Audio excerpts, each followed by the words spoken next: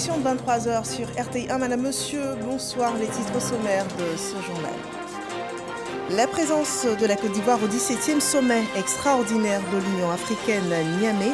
Au Niger, le vice-président de la République, Tiemoko Melie Kone, y représente le chef de l'État, Alassane Ouattara, au cours d'une double session sur l'industrialisation et sur la zone de libre-échange continentale africaine. À Abidjan, le CANEX 2022 pour connecter les industries créatives et culturelles africaines. Le Premier ministre Patrick Hachi présidait l'ouverture de cet événement sur la promotion de l'œuvre créative porteuse de développement culturel et novatrice destinée aux jeunes créatifs, inventeurs et industriels du domaine de l'industrie créative. Et puis l'UNJCI a un nouveau président, Jean-Claude Koulibaly, élu à 310 voix contre une descente Batou 229 voix, qui a obtenu 229 voix des journalistes de Côte d'Ivoire. Une élection qui s'est déroulée après le 11e congrès ordinaire de l'Union nationale des journalistes de Côte d'Ivoire. Bienvenue dans ce 23 heures. Le 17e sommet extraordinaire de l'Union africaine se tient à Niamey, au Niger, sur l'industrialisation. Et c'est une session sur la zone également, de la zone de libre-échange continentale africaine. Le vice-président de la République, Tiemoko Melie Kone, qui représente le chef de l'État, Alassane Ouattara, a présenté la vision et la stratégie de la Côte d'Ivoire pour la transformation structurelle de l'économie. Une vision qui s'applique aussi à plusieurs secteurs de l'économie ivoirienne. Le compte-rendu de Viviane Aïma. Double session de l'Union africaine ce vendredi 25 novembre à Niamey au Niger, à savoir le 17e sommet extraordinaire sur l'industrialisation et la diversification économique et la session extraordinaire sur la zone de libre-échange continentale africaine, la ZLECAf. Le vice-président de la République, Kone Tiemoko Melie, représentait le président de la République, Alassane Ouattara. Le sommet qui avait pour thème l'Afrique, engagement renouvelé pour une industrialisation et une diversification économique inclusive et durable, s'est tenu au centre Gandhi de Niamey, sous la présidence du président Paul Kagame, président de la République du Rwanda, qui représentait le président Macky Sall, président en exercice de l'Union africaine. À l'issue du huis clos qui a suivi l'ouverture solennelle du sommet, les chefs d'État et de gouvernement ont adopté plusieurs projets de décision sur la ZLECAf, visant à booster les échanges commerciaux entre les États africains.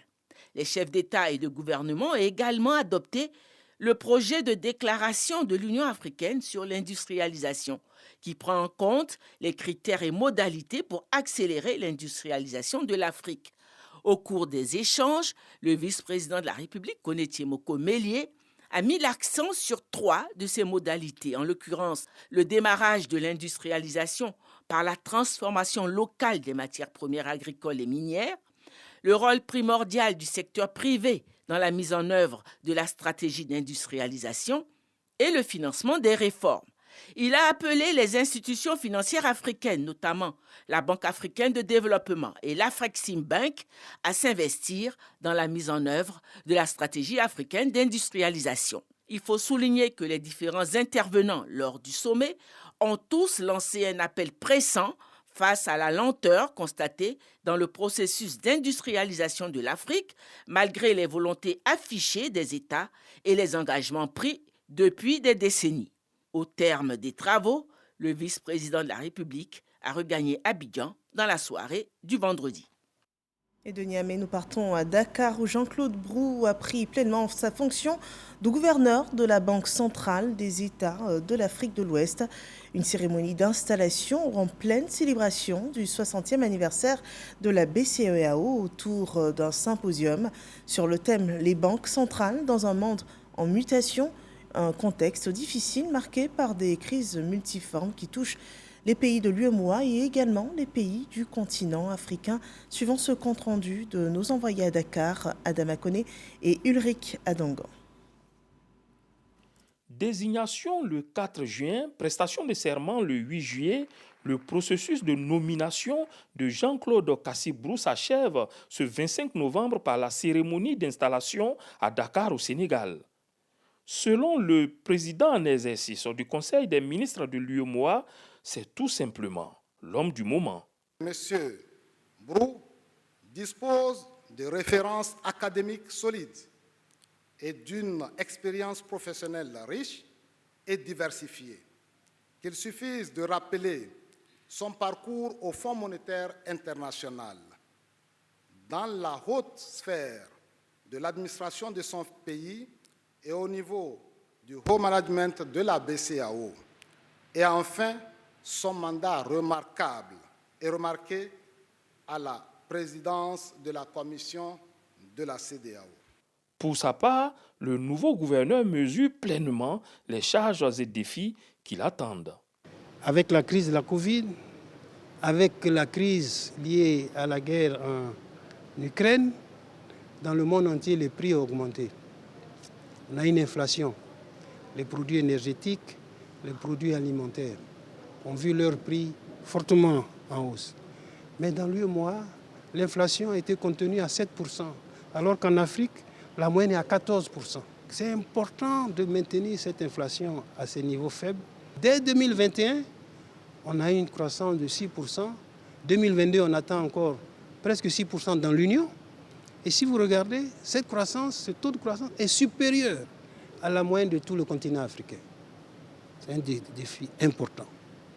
Et puis, troisième défi majeur, qui est de la responsabilité de la Banque centrale, c'est la préservation de la valeur de notre monnaie. Plusieurs personnalités du monde socio-économique de l'espace UEMOA et de gouverneurs de banques centrales ont effectué le déplacement de Dakar.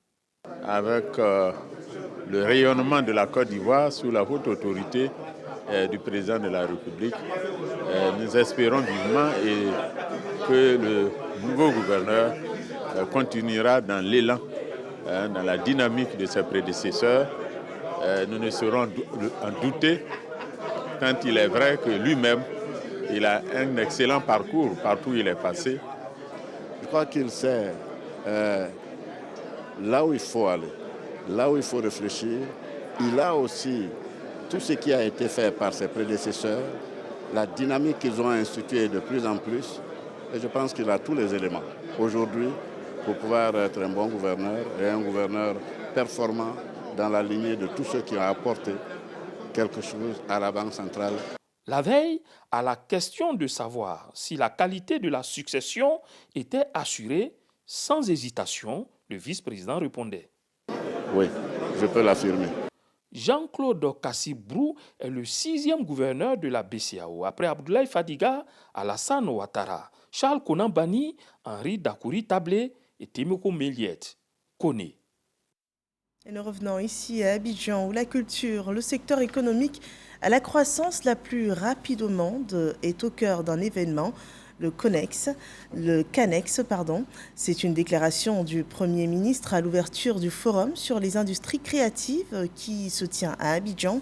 Et pour cette édition 2022, le thème « Connecter les industries créatives et culturelles africaines » fait l'objet de masterclass, de panels et tables rondes pour booster la croissance des industries culturelles et créatives en Afrique. Franck Quadio.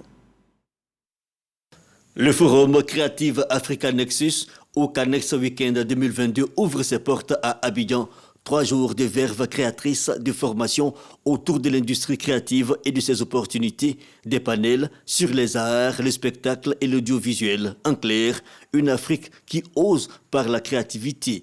Le président du conseil d'administration de la Banque africaine d'import-export, l'Afrexim Banque initiatrice du CANEX Weekend, insiste sur l'accompagnement par les industries fortes des initiatives de création portant le développement. À preuve, l'industrie culturelle et créative occupe 3% du PIB mondial.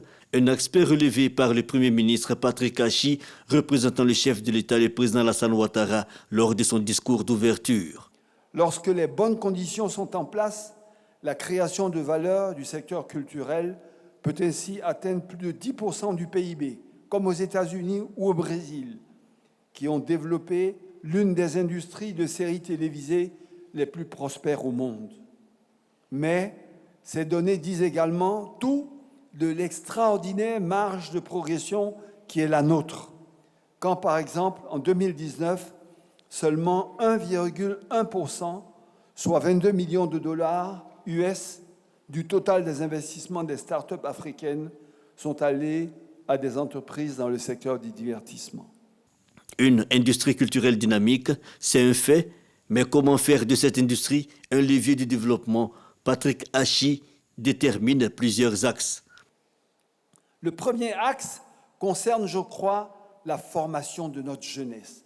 Et il est certain qu'il faille nous adapter en permanence aux nouveaux métiers culturels, aux nouvelles pratiques, en insistant surtout sur le numérique, qui est une révolution inouïe de nos vies et encore plus dans les champs de l'expression artistique.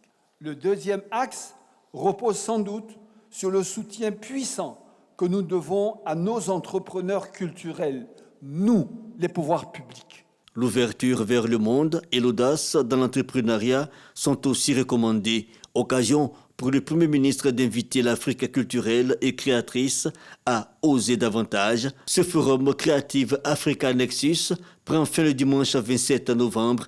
Abidjan succède à Durban en 2021.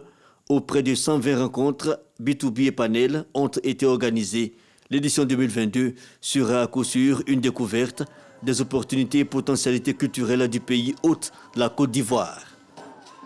L'Afrique culturelle créative qui ose se forme également.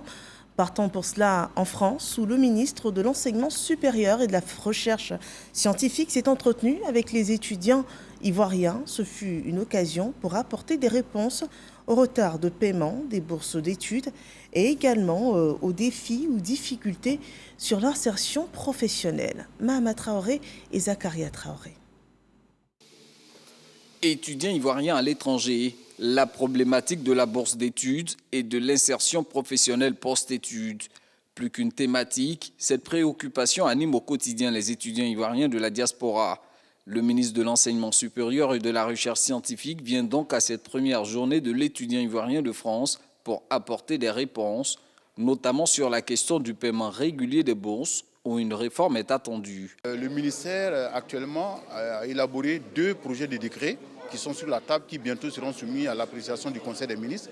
Alors le premier, s'il est adopté, permettra de payer les bourses de façon régulière, par trimestre. Et surtout, le premier paiement se fera déjà au mois de septembre. Un deuxième décret en attente d'adoption viendra lui régler le problème de l'insuffisance des taux de bourse. Le minimum qui est demandé comme taux de bourse, c'est 629 € par mois. Bon, donc évidemment, il faut faire en sorte que les niveaux de bourse puissent permettre de résoudre ce problème. Ensuite, vous avez des étudiants qui sont en thèse et pour ceux-là, leur laboratoire demande qu'ils aient un taux de bourse qui se situe entre 1 000 et 1 300 €. Donc on est obligé de faire en sorte que tous ces problèmes-là soient résolus sans oublier l'augmentation des frais de scolarité dans les universités publiques françaises. Alors l'un mis dans l'autre, les nouveaux taux qui sont proposés à l'appréciation du Conseil des ministres seront de nature à juguler ces problèmes-là. Abordant le sujet de l'insertion professionnelle des étudiants de la diaspora, Adama Diawara assure que le gouvernement consent d'énormes efforts destinés aux titulaires de doctorat et autres diplômés. Même quand ils ne sont pas recrutés comme assistants chefs de clinique ou attachés de recherche, il y a beaucoup d'autres possibilités qui s'offrent à eux.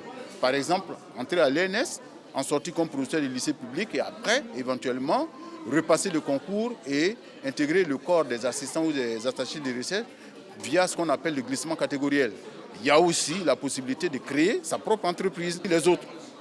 Alors je leur ai demandé par exemple d'aller sur le site de l'agence emploi jeune du ministère de la promotion de la jeunesse, de l'insertion professionnelle et du service civique.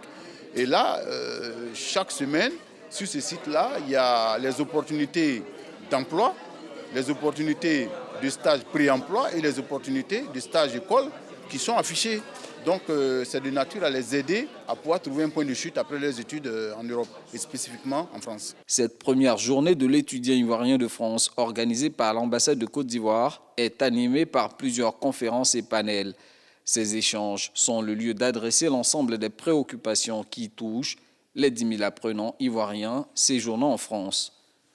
Voilà, le défi du secteur de l'enseignement technique et de la formation professionnelle, c'est donc de mettre sur le marché du travail des personnes ayant des aptitudes pour les secteurs qui embauchent. 27 apprenants ivoiriens ont ainsi été envoyés au Maroc pour une formation de 2 ans. On le voit dans ce reportage de Issa Chonayeo. Donner une formation solide aux jeunes dans le domaine technique et professionnel. Le ministre Kofi Nguessan en a fait sa priorité. 27 jeunes élèves viennent d'être retenus pour une formation de 2 ans au Maroc. La formation de 2 ans, je trouve que c'est déjà bon. Il va partir pour bien me former, pour qu'il me donne autre bourse pour continuer en cycle ingénieur. Nous sommes les leaders de demain.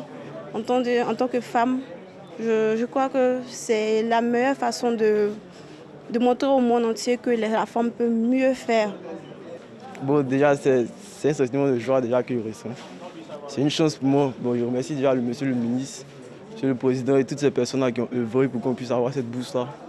Pour le ministre de l'Enseignement technique, de la formation professionnelle et de l'apprentissage, c'est par cette voie que le pays va réussir le pari de l'émergence. Ce seront des techniciens supérieurs de haut niveau qui vont peut-être revenir sûrement et travailler dans nos entreprises et qui vont donner un autre dynamisme à notre économie. Et je suis venu ce matin pour les encourager, pour rassurer aussi les parents que ces jeunes vont de façon officielle. À partir de la fin de la semaine, ils seront accompagnés par mes collaborateurs pour les insérer dans les différentes écoles de leur choix. Le ministre Kofi Nguessan entend multiplier ce genre de formation en faveur des jeunes pour la bonne marche des entreprises en Côte d'Ivoire. Et nous parlons toujours de l'éducation et de la formation avec le lancement de la 10e édition des journées carrières de l'éducation et de l'alphabétisation, lancement effectué dans la ville d'Adzopé, suivant ce compte-rendu de Amidiara Souba et Issa Chonayeo. Insertion professionnelle des jeunes, une préoccupation au cœur des journées carrières 2022 célébrées à Adzopé. Occasion pour le ministre Jean-Luc Assi, cadre de la région, et la ministre Mariatou Kone de sensibiliser les jeunes. Chers enfants, chers élèves, ces journées sont organisées à votre intention. Je vous invite à visiter tous les stands, à prendre part aux différents débats, à laisser libre cours à votre curiosité, à poser toutes les questions et préoccupations liées à votre avenir scolaire et professionnel. Parrain de la cérémonie, le ministre Sidi Diomoko Touré et la ministre Anne-Désirée Ouloto, représentante du Premier ministre, ont encouragé les jeunes à faire le bon choix professionnel. Ce sont au total, chaque année, près de 400 milliards de francs CFA que l'État de Côte d'Ivoire dépense en devises pour importer des protéines animales pour les concitoyens. Ne ratez pas cette opportunité, chers frères et sœurs. L'élevage, que ce soit du poisson ou des autres spéculations, constituera dans les prochaines années le futur café cacao de la Côte d'Ivoire. Il faut que nos enfants jouent pleinement leur partition en acceptant d'aller à l'école, en respectant leurs maîtres, en respectant le calendrier scolaire et en se détournant des fléaux que constituent la tricherie, la drogue, l'alcoolisme et la violence. Au cours de cette cérémonie, l'initiateur de cette journée a été distingué. Une visite des stands a mis fin à cette journée. Nous parlons de politique à présent avec l'opération de révision de la liste électorale qui est en cours et est prévue s'achever le 10 décembre prochain. Pour réussir cette étape du processus électoral, les partis politiques prêtent main forte à la CEI pour ce qui est de la sensibilisation dans les régions. L'exemple dans le Tchologo avec les initiatives du ministre d'État Téné Birahima Ouattara, le point de Kader Sogodogo. Centre culturel de Fekese-Dougou. Le ministre d'État, Téné Birahima Ouattara, par ailleurs membre du directoire du RHDP, rencontre les différents responsables de son parti, originaires de la région du Djologo. La Côte d'Ivoire a entamé depuis le 19 décembre dernier la révision de la liste électorale. Cette opération prend fin le 10 décembre à venir.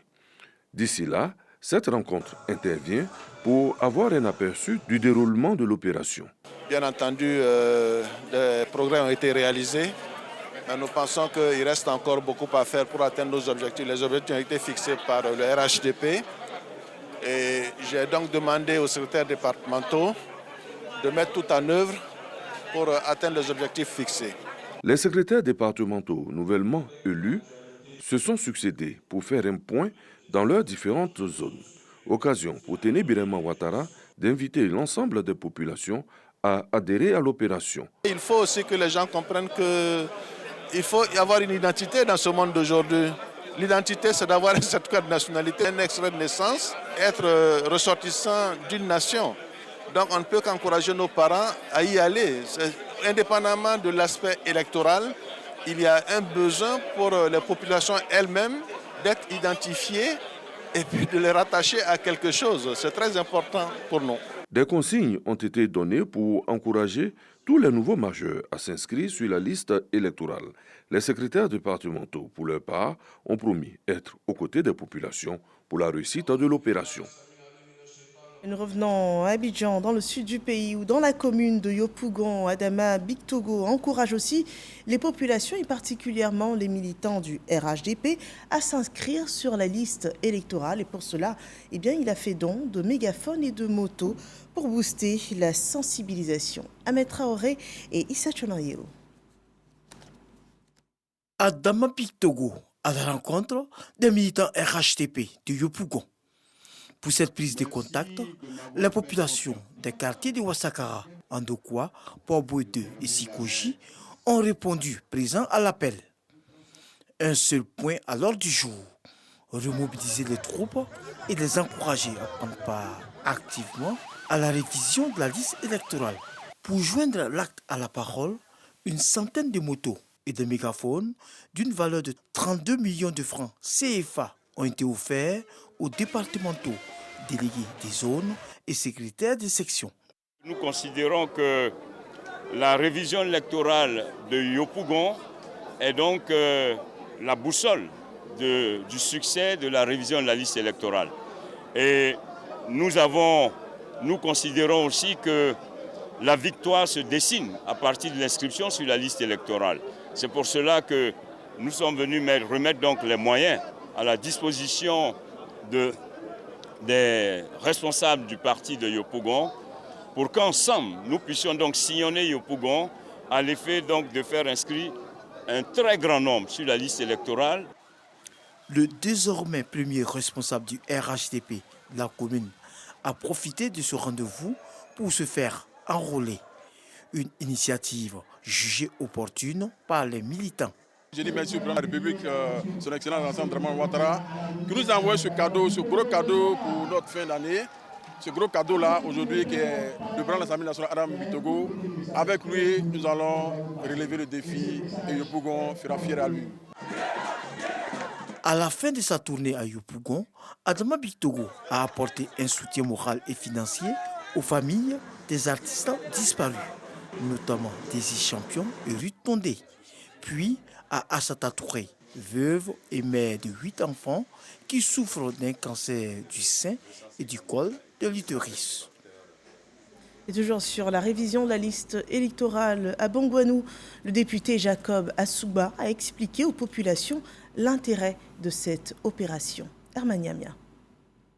Assis au milieu de ses collaborateurs du Rassemblement des Oufouettistes pour la démocratie et la paix, le secrétaire départemental du RHDP de Bongouanou est venu échanger avec les populations de sa circonscription, surtout les militants de son parti.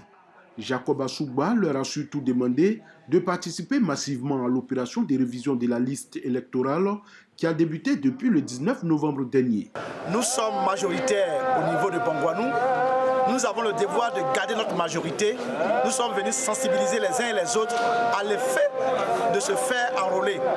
Les nouveaux majeurs, comme les anciens majeurs qui ne sont pas sur la liste électorale. Le RHDP veut affirmer sa majorité dans le Moronou et pour cela, il se donne les moyens de faire enrôler le maximum de personnes. Des tablettes et ordinateurs portables ont été remis aux secrétaires de zone afin de leur faciliter la mission qui leur a été confiée. Au soir du 10 décembre, date à laquelle prendra fin cette opération de révision de la liste électorale, le secrétaire départemental du RHDP de Bongouanou veut s'assurer que la majorité des personnes enrôlées soit de son parti, car, a-t-il indiqué, La victoire du RHDP aux élections locales à venir dépendra du résultat de cette opération de révision de la liste électorale. Un tout autre sujet à présent, parlons de migration irrégulière. Le Conseil national des unions des jeunesses RHDP a sensibilisé la jeunesse d'Abobo sur les migrations irrégulières et les potentiels candidats ont pu être ainsi découragés. En tout cas, c'est l'objectif de cette initiative, décourager de toute migration irrégulière et de toute aventure périlleuse dans les grandes eaux à travers la présentation d'opportunités qu'offre l'État de Côte d'Ivoire aux populations pour améliorer leur bien-être. Le point de Walter Amadou Ouattara. Mairie d'Abobo, la salle de mariage accueille une séance de sensibilisation relative à la migration irrégulière. C'est un pan du programme d'action 2022 du Conseil national des unions des jeunes RHDP. Nous avons constaté que nos frères, pensant que l'Eldorado c'est un Occident, ça donne très souvent à des situations un peu risquées. Aujourd'hui, nous avons décidé de faire cette sensibilisation pour donner des rudiments nécessaires aux leaders présents pour pouvoir, à leur tour, lorsqu'ils seront avec les bases, donner cet enseignement. Les messages à l'endroit des jeunes et leurs mères présentes dans la salle sont clairs. Il faut abandonner tout projet d'aventure à risque. Les cibles de cette campagne semblent percevoir le sens des différentes communications. Quand nous regardons nos frères et sœurs qui meurent dans les eaux, franchement, ce n'est pas du tout normal et c'est déplorable que nous arrêtons cela. L'équipe municipale soutient l'activité à entendre les propos du représentant de Kandia Camara, député maire d'Abobo. Il n'y a pas de sommetier, il n'y a que des sortes de gens que nos jeunes se coupent résolument de l'idée de faire l'immigration irrégulière. Parce que l'Eldorado, c'est la Côte d'Ivoire, c'est Abobo. Un film entièrement financé par l'État de Côte d'Ivoire a été projeté. Ce film retrace le parcours dangereux des migrants et la vie malheureuse de ceux qui ont réussi à rentrer clandestinement en Europe. Et les journalistes de Côte d'Ivoire ont ouvert hier le 11e congrès ordinaire de l'Union nationale des journalistes de Côte d'Ivoire, l'UNJCI, un congrès pour le renouvellement des instances de cette organisation. Le reportage de Grace Kando. Ensemble pour une UNJCI plus forte et solidaire. Thème du 11e congrès ordinaire de l'Union nationale des journalistes de Côte d'Ivoire, dont la cérémonie d'ouverture a eu lieu ce vendredi à la Maison de la Presse. Le président du congrès fixe les orientations pour la bonne tenue des assises. Nous allons faire ce congrès en nous appuyant nécessairement sur nos textes. Quand on sort de là avec une UNJCI très forte, avec des organes en tout cas revigorés, parce que c'est ce que les gens demandent. Ce congrès qui se tient du 25 au 26 novembre coïncide avec le 31e anniversaire de l'UNJCI. Le président Jean-Claude Coulibaly, candidat à sa succession, appelle à la cohésion de tous. Nous, qui sommes si critiques et que nous posons comme les grands moralisateurs de la société, nous devons montrer notre capacité d'aller de l'avant, car les défis qui nous attendent sont immenses et demandent que nous les affrontions unis, solidaires et déterminés. Les journalistes attendent beaucoup de ce congrès. Les entreprises de presse ne fonctionnent pas correctement, ça ne marche pas, on n'arrive pas à payer correctement les employés que nous sommes. Je pense que ce congrès doit pouvoir être l'occasion pour nous de plancher sur ces défis, en sorte qu'on puisse partir en rang serré, poser les problèmes à l'État, voir comment l'État peut nous aider à sortir de cette situation morose. Je souhaite bon congrès à tous, que vraiment on sorte d'ici unis, que les querelles se taisent, que les palabres cessent et que nous sortons ici grandis, que notre union devienne encore plus forte. Le congrès a donné son quitus au bureau sortant de l'UNJCI. Place au débat, les travaux vont se dérouler en commission pour la restructuration des textes. Ce samedi 26 novembre aura lieu le vote pour la désignation du nouveau bureau du conseil exécutif et celui du conseil d'administration. Et voilà, donc c'était un congrès qui s'est déroulé sur 2 jours pour le renouvellement des instances dirigeantes de l'Union et ainsi les journalistes de Côte d'Ivoire ont reconduit à la tête de l'UNJCI Jean-Claude Koulibaly. Il a obtenu 310 voix contre 229 pour son adversaire Nguessan Bertin. Il est ainsi reconduit à la tête de l'Union des journalistes de Côte d'Ivoire. Dans la commune de Cocody, la RTI et des icônes de médias ont été honorées dans le cadre du lancement du prix Cultura. On en parle davantage dans ce reportage de Serge Pacomdidi et Franck Quadio. Georges Ataï Benson, Eugène Dieukakou, Bali Blaisiri Camille à BBC, Geneviève Ouane, Jean-Baptiste Sacro et d'autres icônes des médias en Côte d'Ivoire honorés pour leur contribution au rayonnement de la culture ivoirienne. Cela à l'occasion de la cérémonie de lancement du prix Cultura, cérémonie de récompense du mérite des journalistes culturels en Côte d'Ivoire, dont la première édition aura lieu en novembre 2023. Ce prix vient susciter l'engouement et le professionnalisme dans le secteur du journalisme culturel. En termes de compétition, Cultura, c'est d'abord des appels à candidature. Il y aura un site internet, une plateforme qui sera disponible. Donc on soumet sa candidature. Après, ils auront des réponses de validation de candidature et ils pourront proposer leur production au fur et à mesure. Le jury constitué statuera sur les travaux. Mais ce qui est important dans ce genre d'exercice, c'est d'abord l'écriture, que ce soit l'écriture en termes de reportage ou l'écriture en termes d'articles, la capacité de transmettre aussi quelque chose d'important et puis la qualité de la recherche. D'autres visages connus des téléspectateurs de la RTI, entre autres Jules Kofi-Yeboah, Claude Tamo, Barthélémy Nabozouzoua et Georges Wenceslas Aboké. Quand vous recevez un prix, forcément, vous êtes honoré. Ce prix vient saluer un parcours du travail effectué. Représenté par David Mobio, la RTI a reçu un prix spécial pour la promotion de l'art et de la culture ivoirienne. Ce prix, je le pense, c'est une marque de reconnaissance pour tout ce que le directeur général de la RTI pose comme acte dans le cadre de la promotion de la sauvegarde du patrimoine culturel ivoirien. Animateurs, présentateurs, journalistes de la presse et de la radio ont également vu leurs efforts reconnus après plusieurs années d'exercice. Aujourd'hui, prendre la culture et honorer les gens qui la font, c'est montrer aussi que les gens ont de la mémoire. Parce que pour nous, la culture est l'héritage de la noblesse du monde.